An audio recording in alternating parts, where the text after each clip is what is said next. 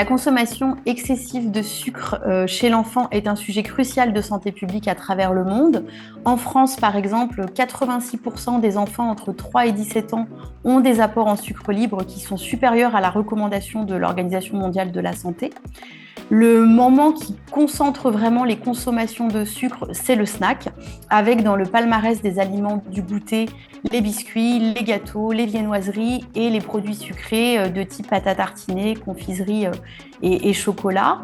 Le fruit est présenté comme une alternative saine par les instances de santé publique pour le moment du goûter, mais pourtant dans les faits, c'est seulement 10% des goûters en France qui comportent un fruit et 14% une compote. D'ailleurs, plus globalement, les enfants ne consomment pas suffisamment de fruits et légumes. Selon les pays, on pense qu'entre 6 et 8 enfants sur 10 n'atteignent pas le repère de consommation de 5 fruits et légumes qui est recommandé par la FAO et l'OMS. Le fruit frais reste évidemment à privilégier au moment du snack, mais la compote sans sucre ajouté est une alternative vraiment intéressante pour augmenter la consommation de fruits, principalement à l'occasion des snacks. Donc nous avons demandé à une équipe de chercheurs d'évaluer l'impact nutritionnel de la consommation de compotes sans sucre ajouté, principalement au moment du goûter, mais aussi à d'autres occasions de consommation, en évaluant l'impact sur la densité nutritionnelle et la densité énergétique, et notamment si cette compote permet de se substituer et donc de diminuer la consommation des aliments sucrés au moment du goûter.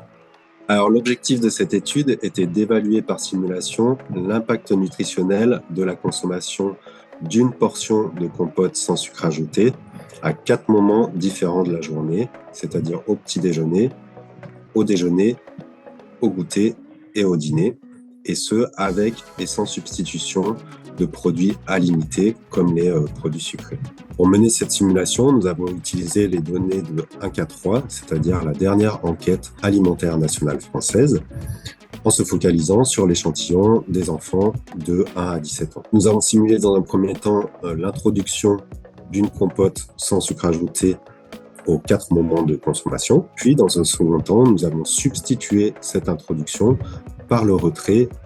d'aliments à limiter, et notamment les produits sucrés. En termes de résultats, nous avons pu constater que les régimes simulés avaient une meilleure densité nutritionnelle grâce à l'augmentation des nutriments favorables à la santé, comme les fibres, le sélénium, l'iode, les vitamines A ou C, mais également grâce à la réduction des nutriments défavorables à la santé, et notamment les sucres libres. La prévalence d'adéquation, c'est-à-dire le pourcentage d'enfants qui respectent la recommandation,